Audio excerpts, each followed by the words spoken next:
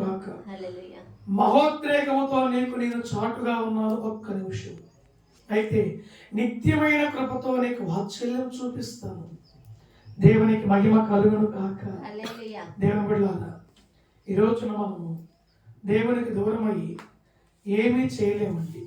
దేవునికి దూరమయ్యి ఏమీ సాధించలేము. దేవుని విడిచిపెట్టి మనమేమి గొప్పవారము కాలేము.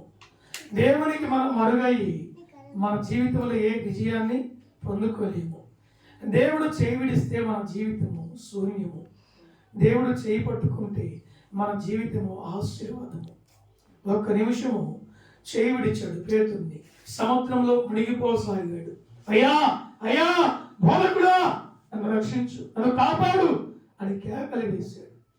వెంటనే ప్రభువుడు, అల్ప విశ్వాసి, ఎందుకు నీ మనసులో సందేహపడ్డావు?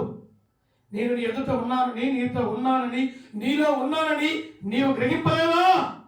అల్ప విశ్వాసి, లే అని తన చేయి అందించి నిలబెట్టాడు. పోరా పాపాత్ముడా, నీ పాపాన్ని పోతున్నావు, నీ క్రియలు నిన్ను ముంచి వేస్తున్నాయి, నశించి అలాగే చచ్చిపో అనలేదు ప్రభు.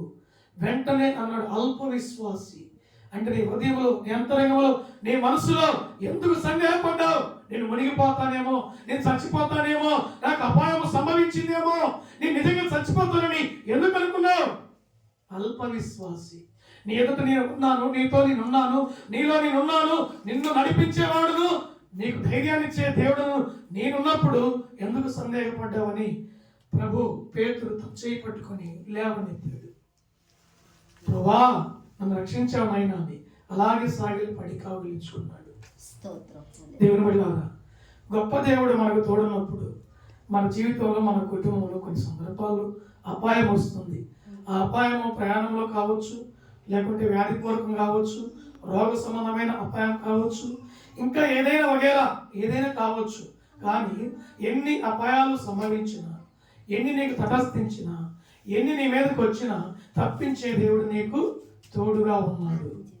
దేవునికి మహిమ కలుగును గాక.